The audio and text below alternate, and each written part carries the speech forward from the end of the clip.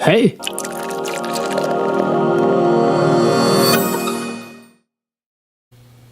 What's up, Dave? How's it going?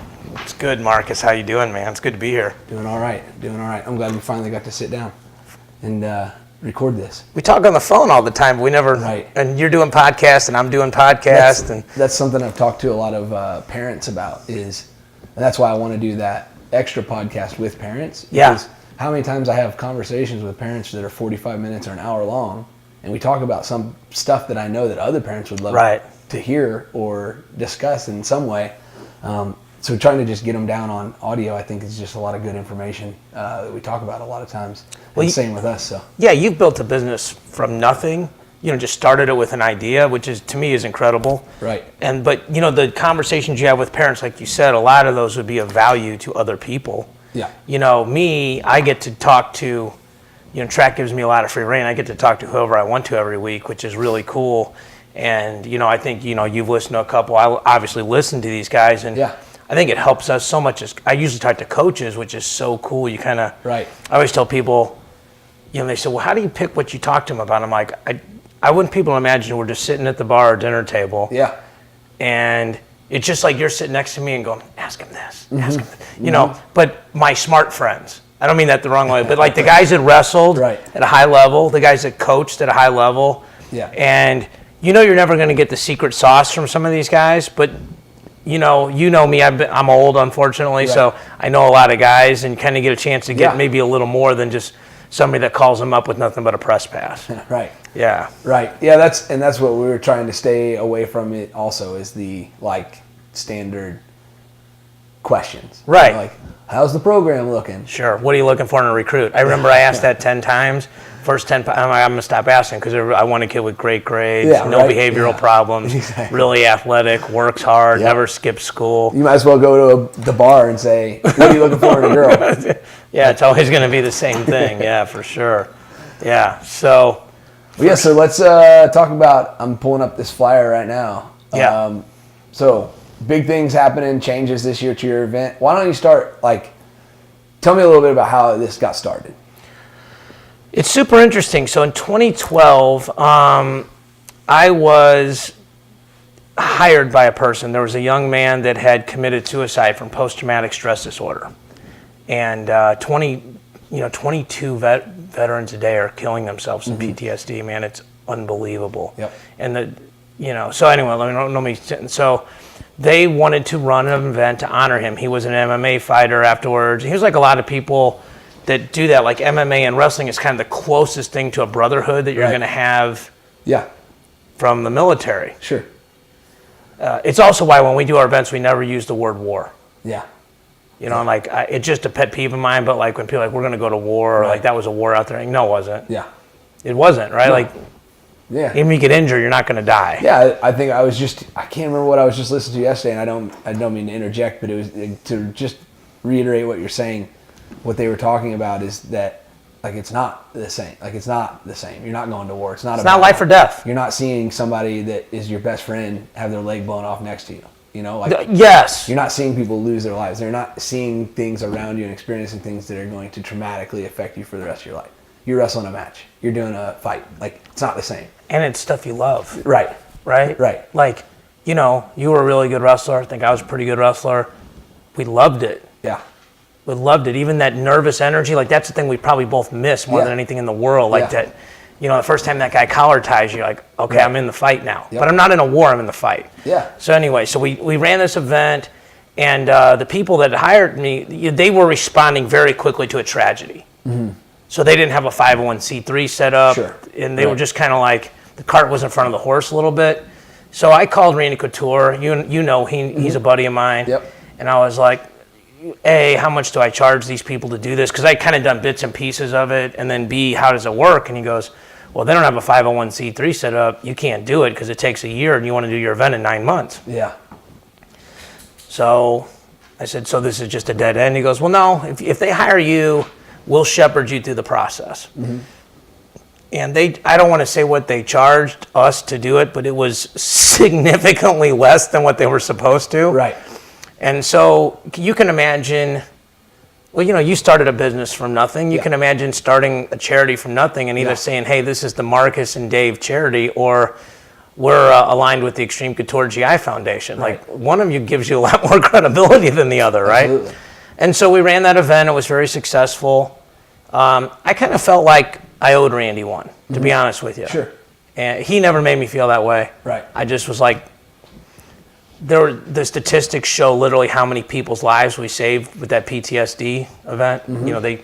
These people went to this equine therapy and all this stuff, and it's like, I remember telling the person that I ran this with, I'm like, there's probably 21 families this year that are having Christmas that don't even know that there should be Could have been very tragically different, right?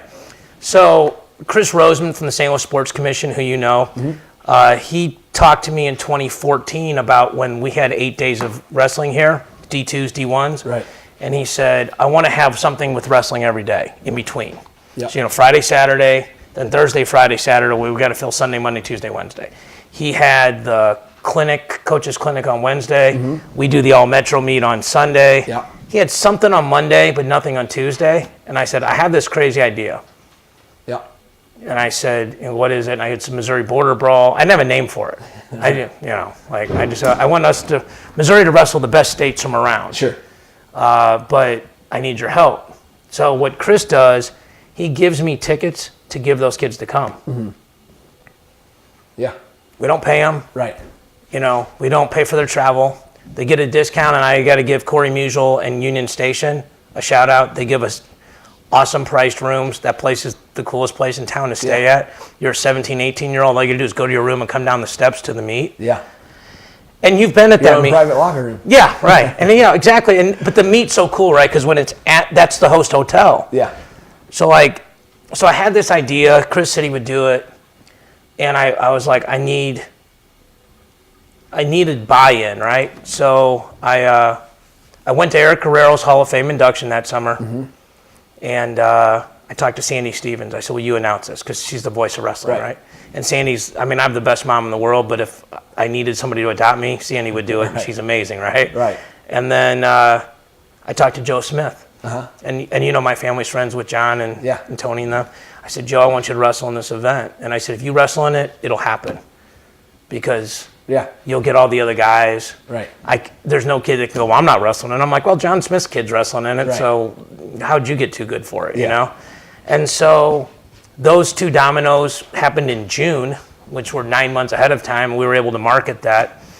And we kept it really small. It was like 800 people there. We got some sponsors. It was military focused. We had the colors and all that sort of thing. Right. And you were there, unbelievable. The cool thing was we had unbelievable matches, man. Right. Like we had Jaden Clayton, who's now Jaden Ironman. Yeah. Wrestling Cade Brock. Yep. And he beat Cade.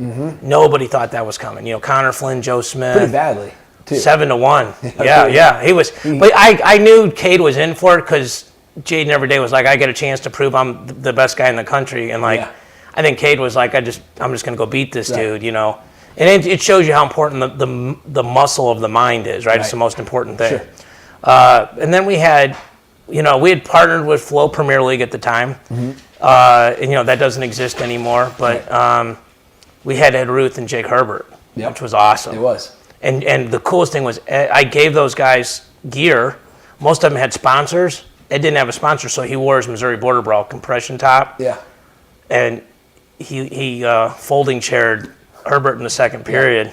Yeah. And so he got a ton of hits, ton of likes, Cliff Keen was putting it up everywhere at the time. And so that happened. But when we started it, to kind of go back, I was like, man, a ton of people in wrestling in St. Louis. I do too, right? If I run this event, everybody and their boys are like, come on, Mirikitani, hook me up with them free tickets, right? Like, come on, we go way back. Yeah. So I call Randy, I go, if I'm going to do this for your charity. Yeah. Because now, you're my guy. But I'm like... Keep going, my watch is beeping over here. Okay. It's going to bother me. But I'm like, hey, you're my guy, but...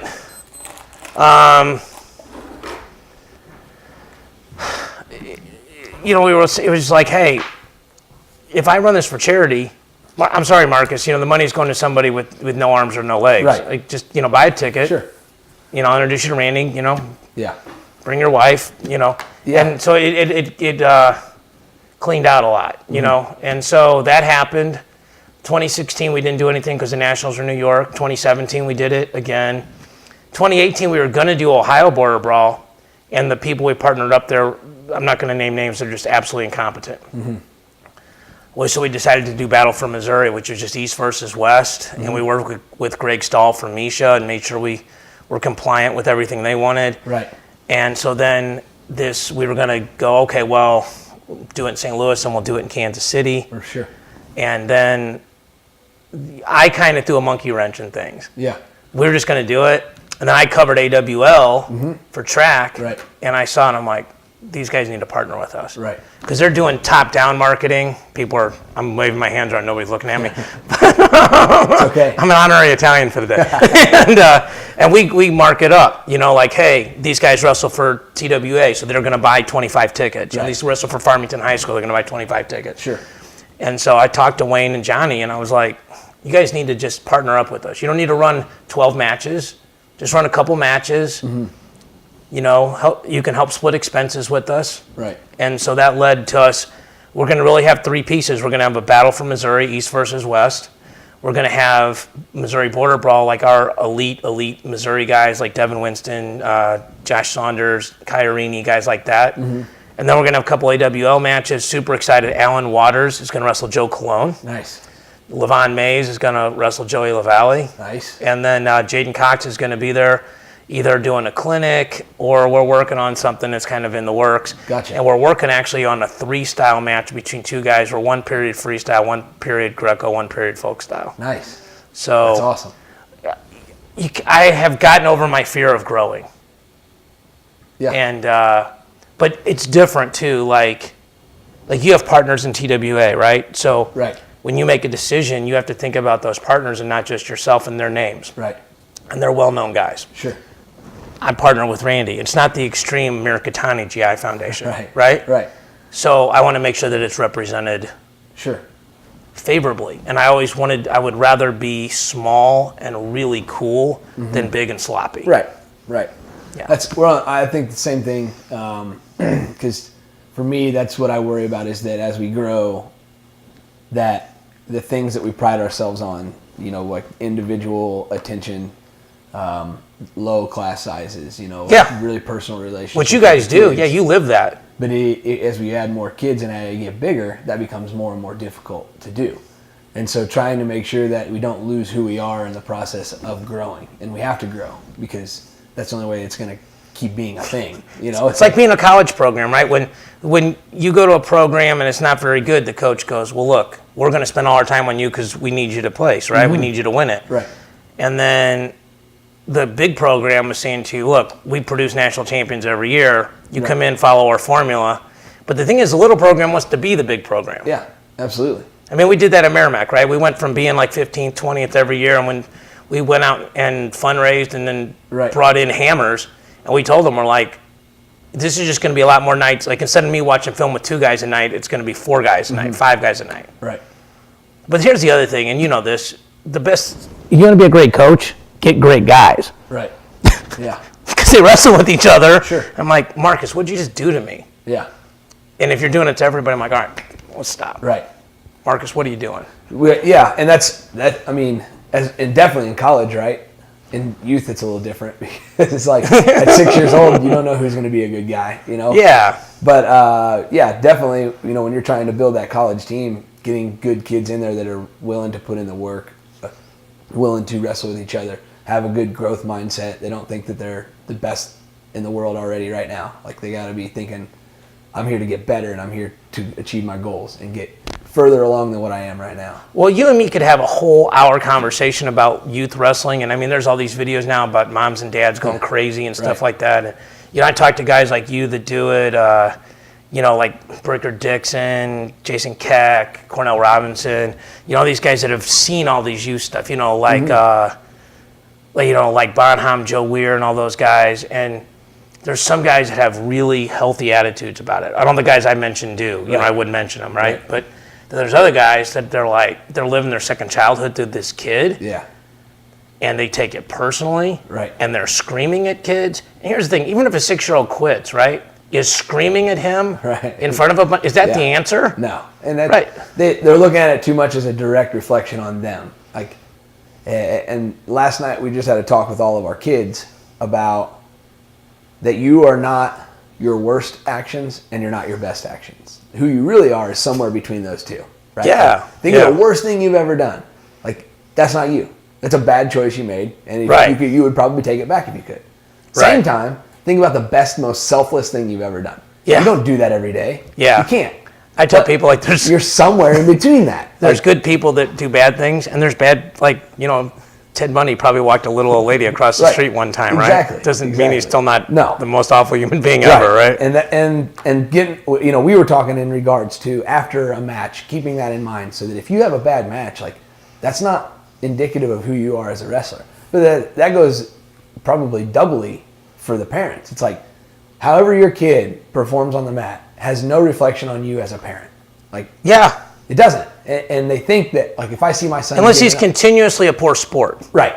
That's different. Or she, or you're throwing a fit, or you're just not even trying. Which, in that case, depending on the age, right? Like, if they're 7 years old, maybe think about not wrestling tournaments right now. Like, if they keep giving up in the middle of a match, don't set them up for failure. Don't keep putting them out there. Go, hey, maybe next year we'll try tournaments again. This year we're just going to practice. I've never told this story publicly, but I was 9 years old and I wanted to wrestle. Yeah. And for people that don't know, my dad's an awesome college coach, awesome, and 8th-degree black belt in 4 different martial arts. The guy understands body movements and wrestling as well as anybody I've ever been around, you know.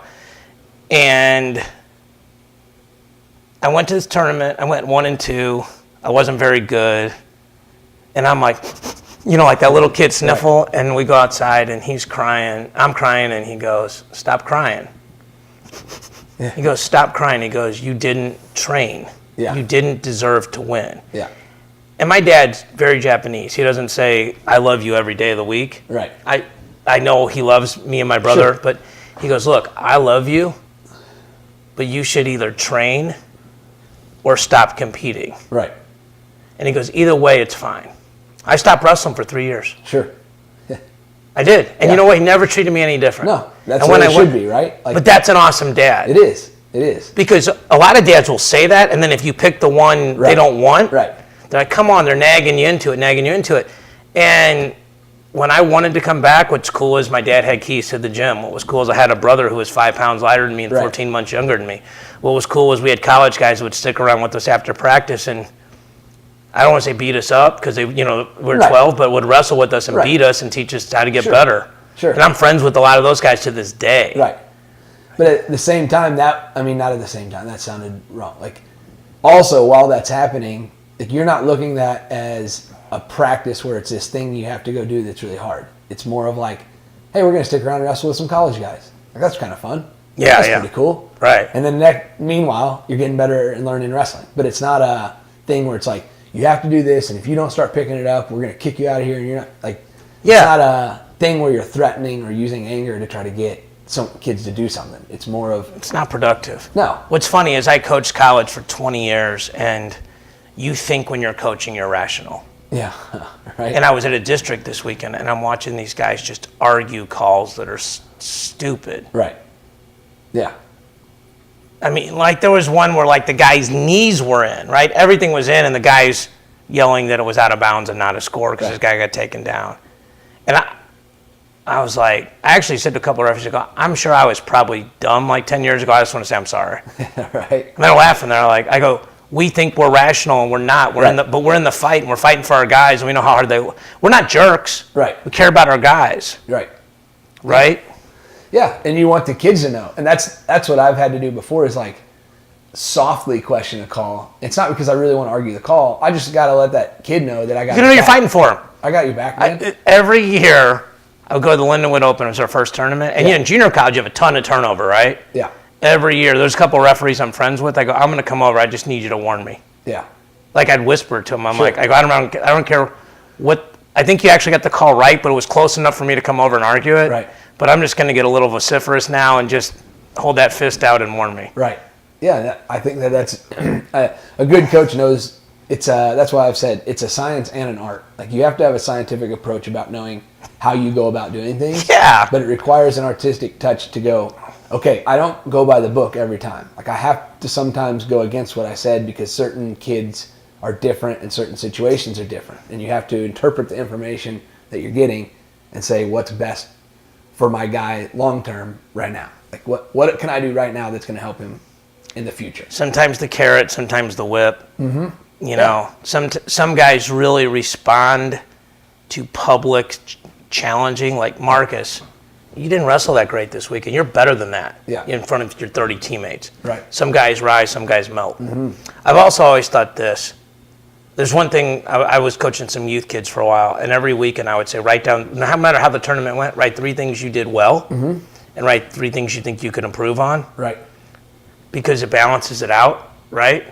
And then the other thing is this. I think you can be harder on guys when they win. Yeah. Like if you took first place, I'm like, Marcus, you stood up with the wrong leg. Yeah. You got put in a cradle once. Your go-behinds weren't where they need to be. You can take that because you're like, yeah, but coach, I won. You know, conversely, I think what most coaches do is they praise guys when they win. Right. And they jump on them when they lose. And like, I know you. I watched you wrestle. Yeah. Okay. I know how much you wanted to win. I know how, not on Saturday. I know how much you wanted to win on Sunday through Friday. Right. Right. So if you lost, if you wrestle if you choked, yeah. I don't think I need to tell you that, right? No. I think I need to go, Marcus. Actually, the opposite, Marcus. I didn't make sure you had a good warm up today. Yeah. I remember Aaron Senzi got pinned in 20 seconds in the national duels by a kid he ended up beating in the national finals. Yeah. This kid hit him in this little roll through front headlock. He wasn't even sweating. And we're on the bus back, and he goes, Coach, what the blank happened? I said, it was my fault. So what do you mean? I go, I had that scouted. I forgot to tell you. I said, don't even worry about that. Yeah. I said, you're going to beat him in national. Don't even worry about it. He goes, what? I go, that's my bad. Yeah.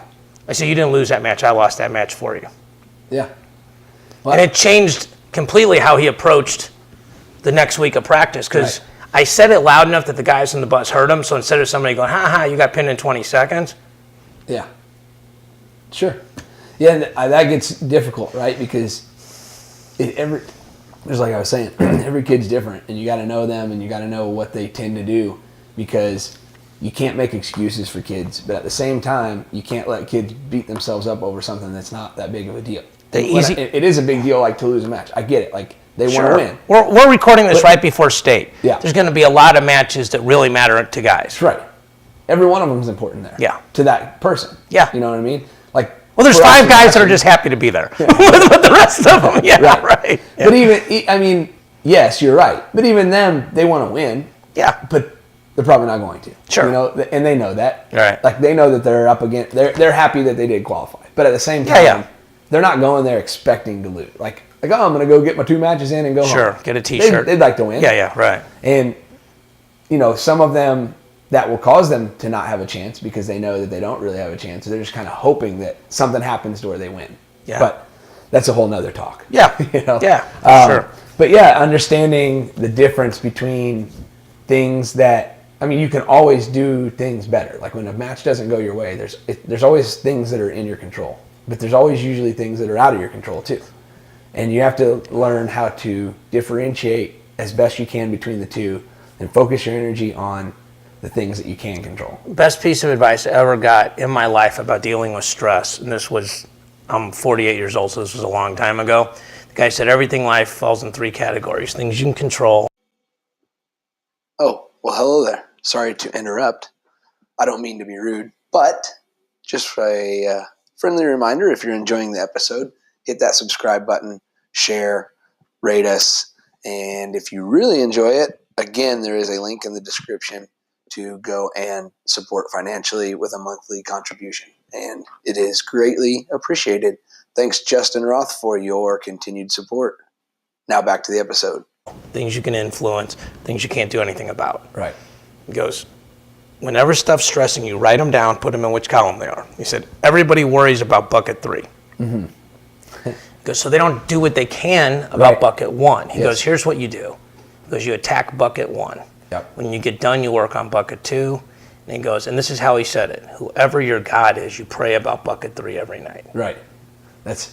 I just saw a show the other day, and they had a God can. And what it was you write down things that are stress. Just like you said, write it down, wad it up, and throw it in the God can. It ain't my problem. Oh, yeah. I thought you meant like God can, like God is able. But I get what you're saying. Yeah. It's actually like a trash can. Yeah. It says God on it. Yeah, and that's you write cool. it down, Same wad thing. it up, Same throw action. it in there. Yours is more visual, which might be better, but yeah, it's super cool. But I think that helps you sort things out mentally, right? Like I'm running 2 or 3 events in Kansas City. Yeah. I'm running the fantasy event the Wednesday before nationals. Yeah. And then I have to do all the stuff for track. And in the meantime, I got to do all the rankings and churn out 5 podcasts. Right. So if you just look at that, you're like, if I didn't have a short haircut, I would pull my hair out, right? Right. But you just have to organize it, and you have to go, look, this is going to be okay, and I'm going to do the best I can. Right. And if we raise $500 less, Randy and everyone else is going to forgive me. Right. And do the best I can. Right. You know. That's how I always. I remember teaching, and I remember that the school district where I taught at used to have some. I don't want to say silly rules because they're rules that it's sad that in our day and age that we need those kinds of rules for teachers. But they had certain rules for teachers about not following kids on social media, not having their phone numbers, all these things that I'm going. How can I form a adequately relationship? mentor a kid if I'm not even allowed to contact him outside of school? You know what I mean? Like if I don't see him in person, apparently I'm not allowed to talk to him. Yeah, it's crazy. So then you start going, well, then I started going, well, here, wait on a second. What am I doing? Am I doing the right thing by the kid? And if I am, then I'm going to do that. And if they fire me over that, then I'll find something else to do because I got to stick by what I think is important. When your head hits the pillow at night, right? You got to feel okay with yourself. Yeah, and I think that it's what you're doing is making it too easy for coaches to say it's not my problem, right? Like, oh, whatever they're doing on Saturday night, it's not my problem. I can't. Well, hey, I want to do something, but school says I can't. Right. Yep. Yeah. No, they're going to do what they're going to do. Not my problem now. I don't have to worry about it. Well, I mean, I grew up with 2 parents who are both actually in the Wrestling Hall of Fame that approach life the opposite way. Yeah.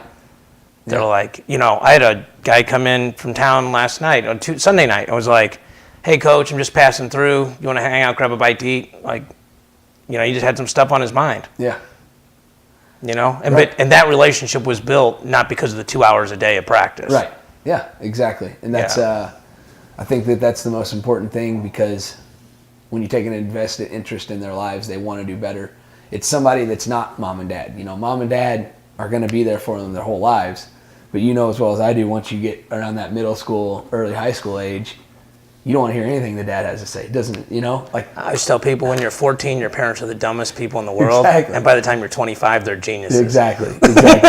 So.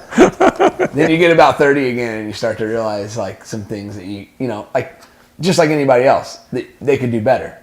They're still brilliant though. They just have idiosyncrasies now. But I think, yeah, exactly. you think like, oh yeah, he does do that a lot. Well, I recruited your brother. Yeah. I remember talking to your mom. Yeah.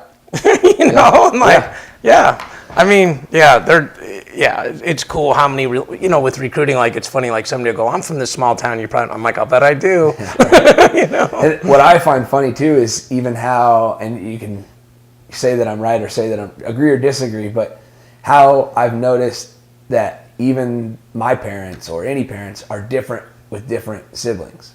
Like, I know that there's different ways they treated us, and I don't mean better or worse. I mean how they went about not unfairly. Or just like you mentioned earlier. Like some kids need to go, hey man, you wrestled like crap in front of the whole team, and you're better than that. Some kids need to pull aside and say, hey man, it wasn't that bad. You're gonna do fine. I was the first guy. My brother was the second guy. Right. I was the guy that when I was at Fargo after my senior year, so post-grad, before going to Mizzou. Yeah.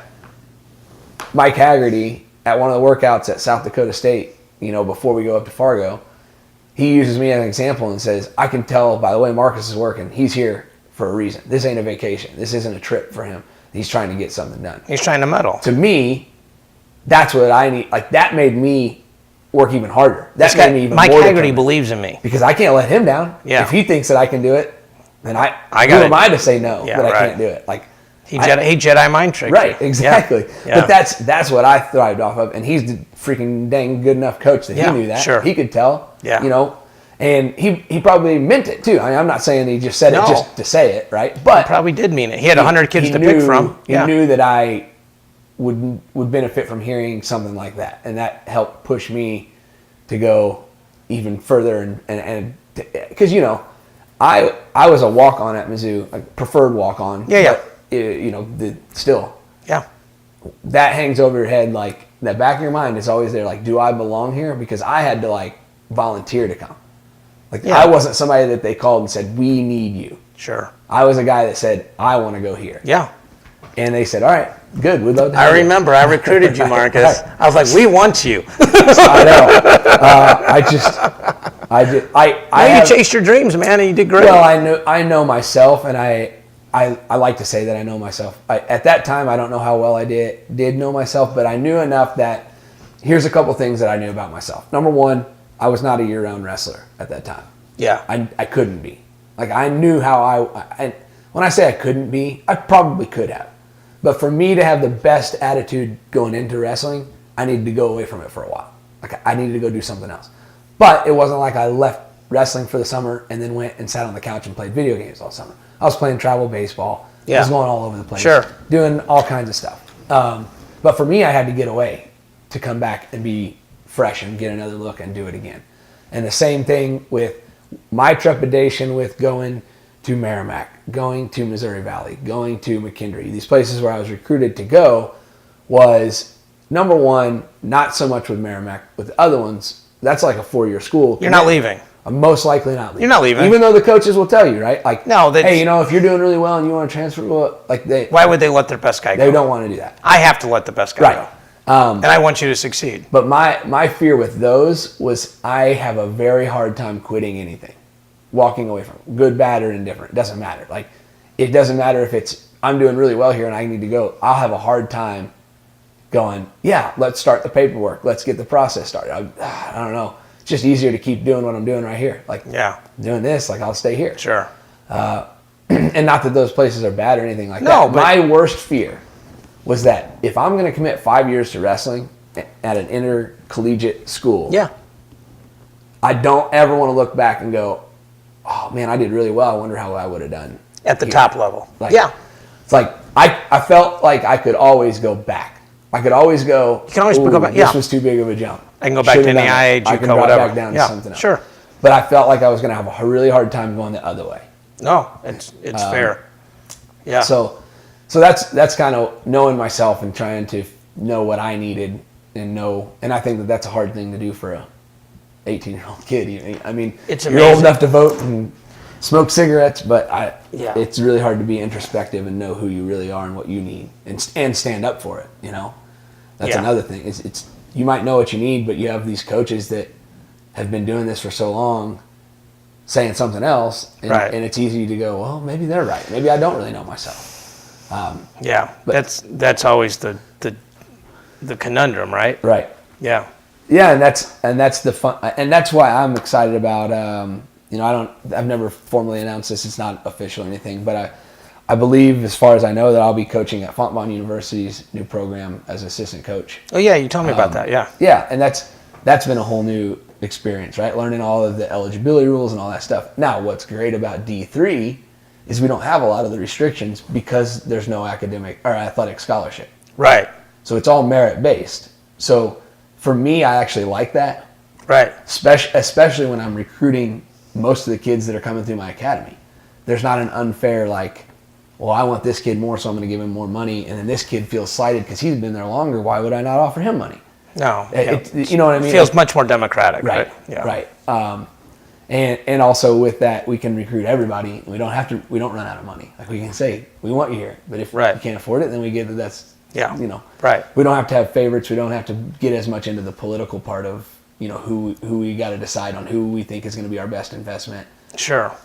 It's more about getting kids involved in a college program and building something where we can pick up these kids in the St. Louis area that maybe feel like they're not where they need to be to wrestle at a D2 or. You're doing a lot of what we did at Merrimack. Yeah. Just a little, it's a different formula. Mm-hmm. But yeah, for sure. And you guys, you and Prayer do a great job. I saw him in the fall at the Combine in Kansas City. Yeah. And, I recruited for a long time. There's a lot of, there's recruiting stories are great. Oh, for sure. So you and I'll have some Moscow mules in a couple of years, and I'll hear those stories. I'm sure. Yeah, I'm sure. Those are fun. Well, why don't you tell us a little bit more about, we'll wrap this up with, let's get some details on. So the event's going to be March 17th. It's going to be inside Kansas City Union Station, which the venue. We've talked about this a bunch. You and me. It's very similar to the St. Louis Station. Yeah, very, it's very similar. Very similar kind of they're setup. not. They're not. Those buildings are not related to each other anyway. But somebody, it's funny. Like once a month, I'll run into somebody that they hear I'm in wrestling, and they're like, "Oh, have you been to that Border Brawl event?" And I just go, "Yeah, what'd you think of it?" It's never about the wrestling. It's always about the venue. It's always about these college coaches were there. Oh, like little kids were sitting around the mat. Right.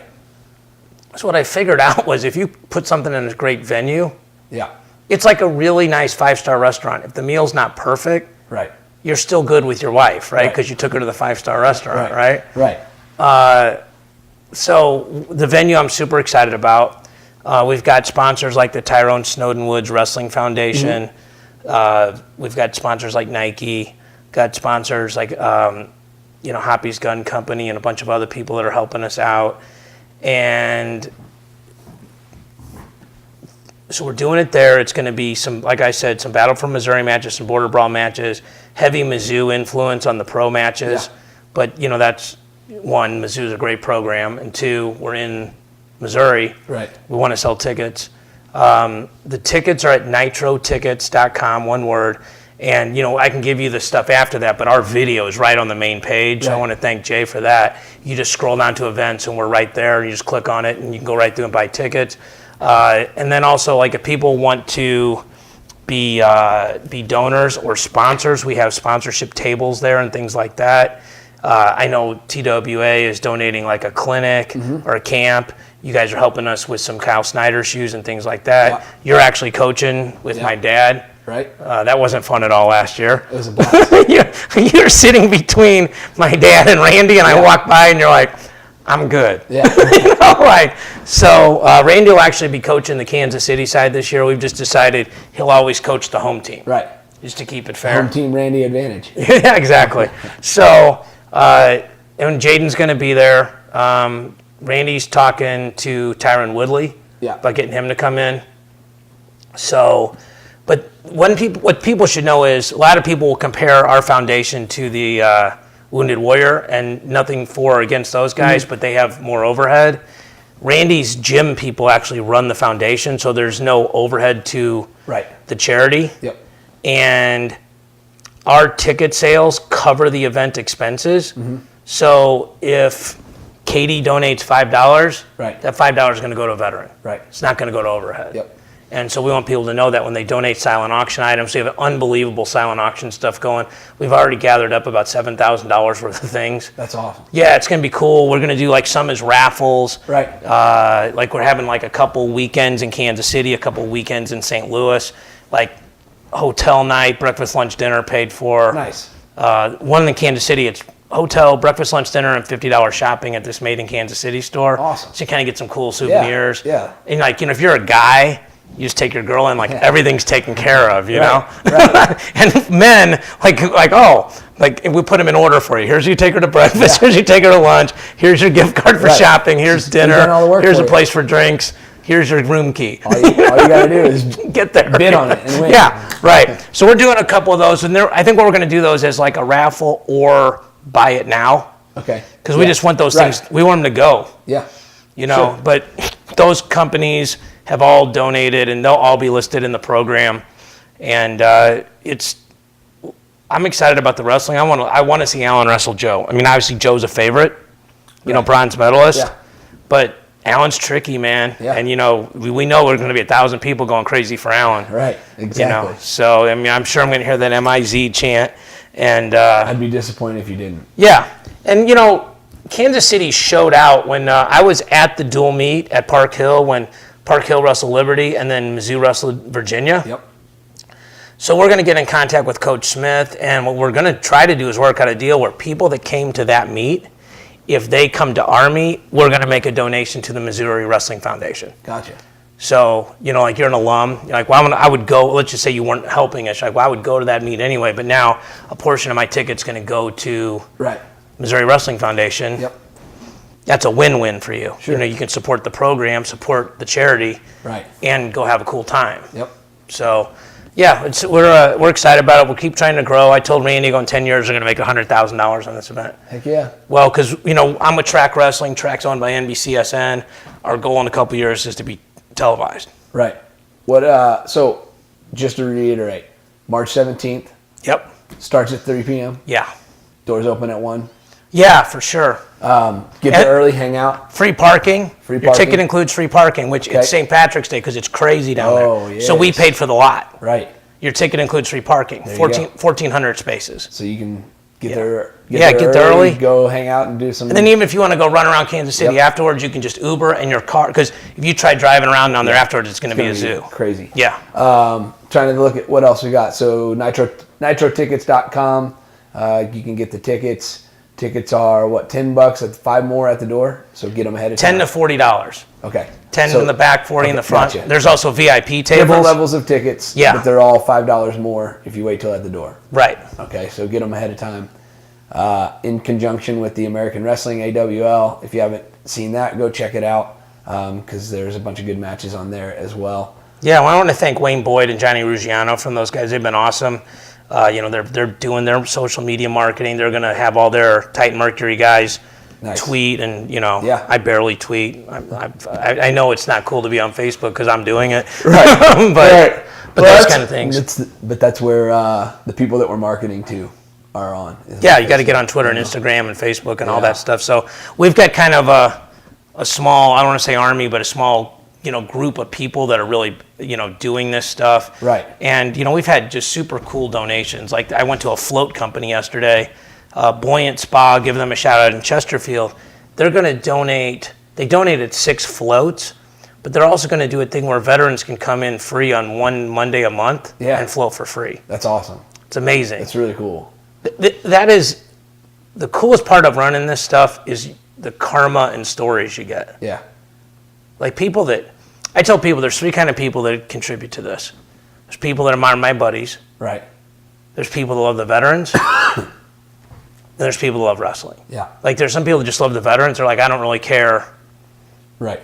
Whether you're doing a wrestling event or a Parcheesi tournament, right? Right. There's other people that just want to go see great wrestling. Like, well, that's cool. You're not keeping the money. Yeah. Right. Yeah. And there's guys like you that are both, but you're predominantly a wrestling guy. Right. Right? I mean, that's how we know each other is wrestling. Right. So, but it's cool is when you meet people through other walks of life. I was walking through a restaurant. There was a woman wearing a camouflage hat with a USA flag on it. Yeah. I just walked by. I said, I love your hat. It's awesome. She goes, oh, really? I said, yeah, actually, I'm involved in running, military charity events. And she goes, introduced me to her son. And turns out she's going to help us raise money. Nice. Her son loves wrestling. Yeah. Her son's going to come to the Jaden awesome. Cox. Yeah.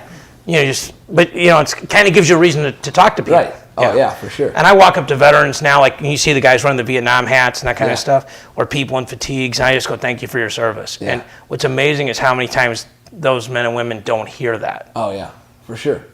Especially in today's world. It's Yeah, we don't need to go on a political rabbit hole, but I certainly agree with you that these, whatever people's politics are, I would hope that they could get on the same side of the fence of let's support the people that give us the ability to disagree with each other. Yeah, I think the big thing that's missing right now is the ability, like, I guess empathy would be the best word, but just the idea that, like, for some reason people on whatever affiliation, whatever side, whatever your political views, people have a hard time looking at the person who opposes their views. Yeah. And understand that they could easily be that person. I mean, so much of your opinion is a product of your environment, right? Right. So, like, you grew up in Farmington. Sure. I grew up mixed. Yeah. I'm a mixed, right. And so I dealt with racism. Yeah. I don't think you probably did that much. Not really. Yeah.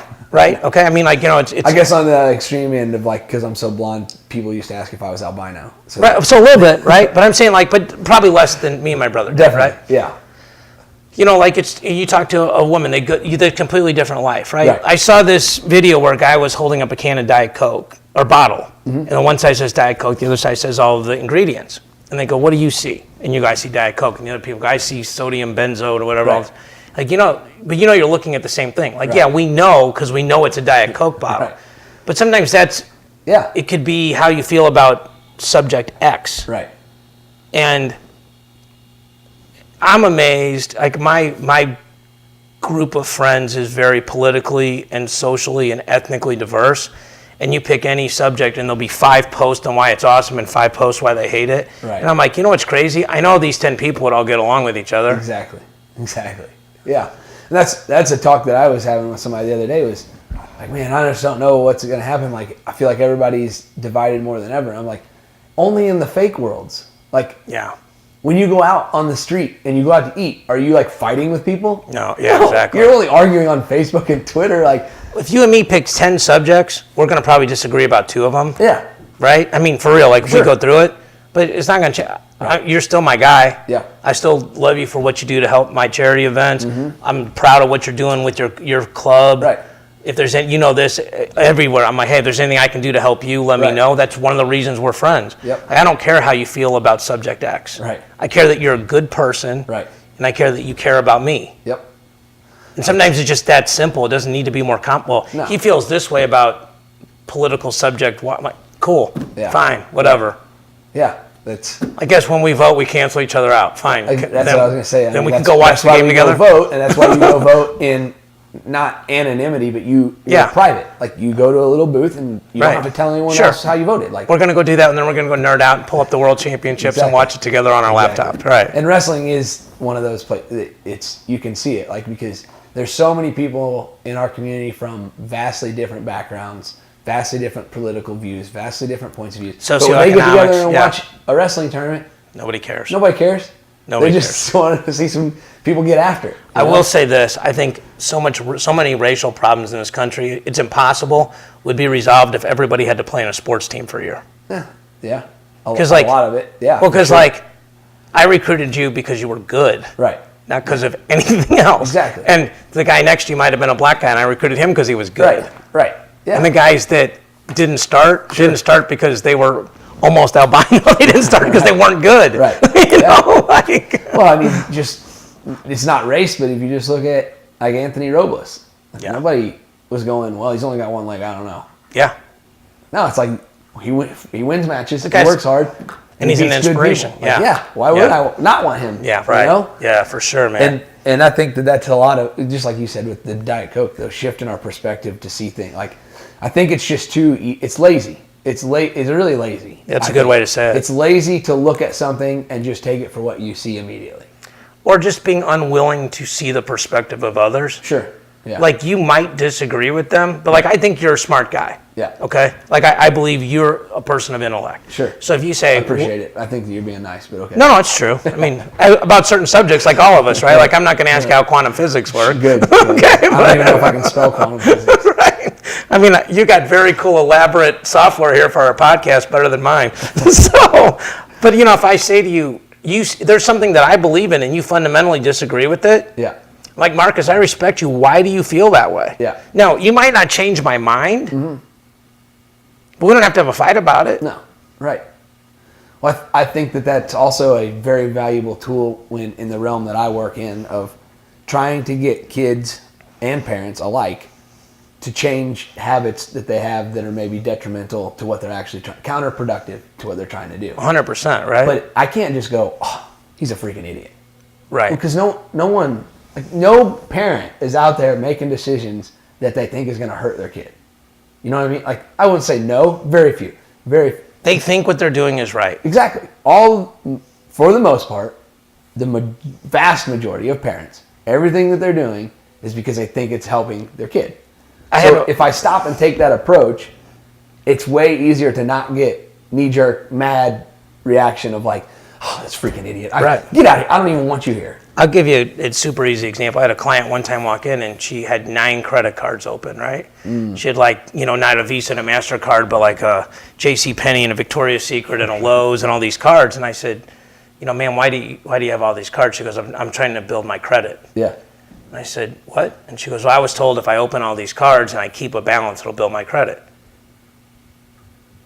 So she was told the wrong thing, right? She actually had enough money in the bank to pay them all off. Yeah. The bank was earning 2%. She was being charged 20%.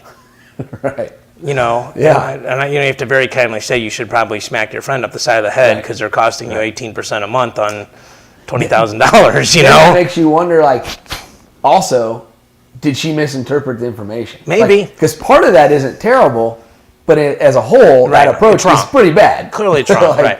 But the point is, if you don't ask, you just think she's dumb. Right. Right? You're an idiot. You just go uncontrollably get credit cards. Yeah, you can't control yourself. Yeah, what do you? Yeah, no, that's not it at all. You lack discipline. No, I was told to do this. Exactly. And so you're right though. It's like sometimes just literally having a dialogue with somebody. Right. I wish my kids would dialogue back a lot more when I say, "Why would you do that?"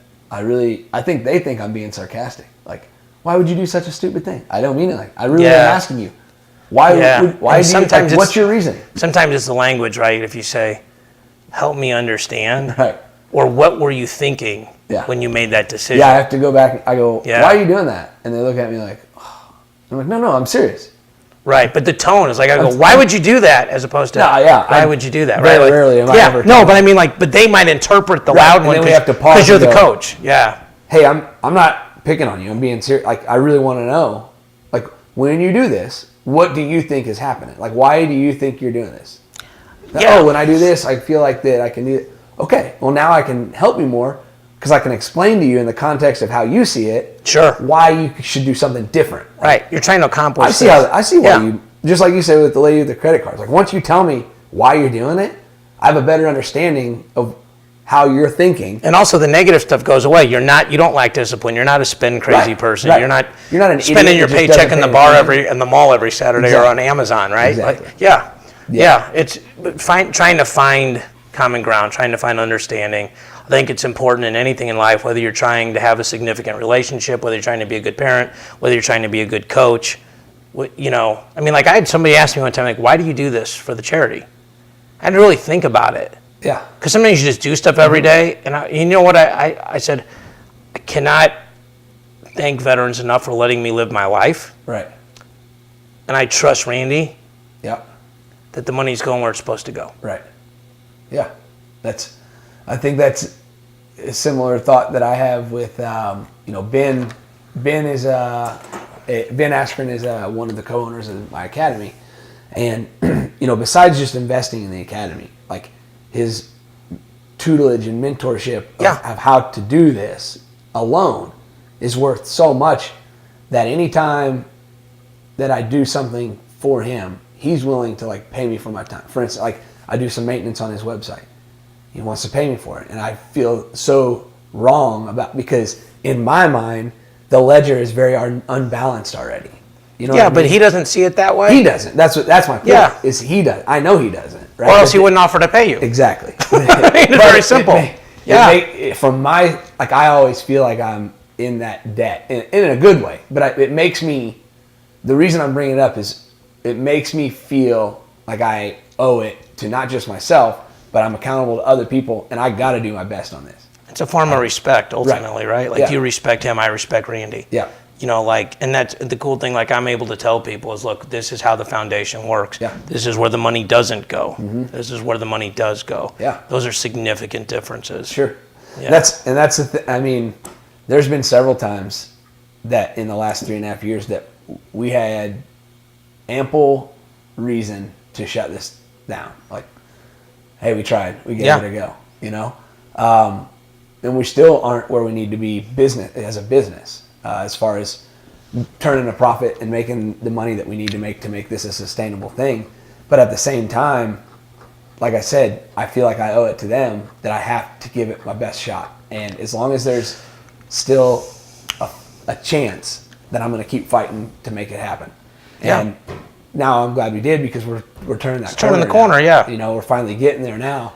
But there's been plenty of times in the last 3.5 years that nobody would have blamed me if I gave them all the facts, all the books, everything. I know how that goes with the charity. I'm like, look, you just keep banging your head on a wall. Luckily, I have a wife that has a really good job and helps support us and put us in a place where I can do this long enough without getting paid all the time to make it happen, to keep it going. Yeah, and that's the sucky part is when you have to. I mean, a lot of people don't know this, and I really want to do I've always wanted to put together like a little documentary about TWA. And I just mean like a 5 to 10 minute little video. But just to tell the backstory of, I just think that a lot of people who are hesitant to try us out, I think they need to hear what it costs to make this happen. And I don't mean just dollars. I mean blood, sweat, and tears. Relocating. I was a teacher finished my 5th year of teaching, so I have tenure, which is I can have my job. Other than if I beat up a kid in the hallway, right? Like I have to do something pretty bad to get fired after I get tenure. Yeah. On top of that, I was approached with a raise of a stipend as the head coach where I was. And I had to tell him, like, it's not about the money. Like, I have to relocate because my wife has this opportunity. But I'm going to take this opportunity that she has, and I'm going to make an opportunity for myself as well. Sure. And so when we left Kentucky, we sold our house. We made a little bit of money off our house. That went right into the academy. When I left teaching, I cashed out my teaching retirement. So not good financial, right? Like, should have called me. Yeah, exactly. But here's the thing. When Ben says, do you want to start an academy? Yes, we've talked about this before. Like, if that opportunity comes, I definitely want to do that. Okay, this is how much I'm willing to put in. Yeah, let's make it happen. You need to come up with the rest of it. Well, where am I going to come up with the rest of it? I don't have that in a savings account. I don't have a parent that I can go, hey. Well, and you got to respect somebody that you just didn't do a GoFundMe and try to have everybody else pay for your stuff. And this is a good time, and you won't say this, but you got over 50 guys that have trained at your academy that are in the state tournament this year. So, like, I love you, but you're not a marketing guy. The way you don't brag enough about yourself. Right. So, you know, I wasn't planning on talking about this on your podcast, but you're getting results. Sure. You know, these guys that are coming through your program are winning, and, you know, they're achieving their goals. And so, you know, people do need to check that out. And, like, you know, people are going to have a chance to bid on, you know, one of the TWA, you know, camps at our event.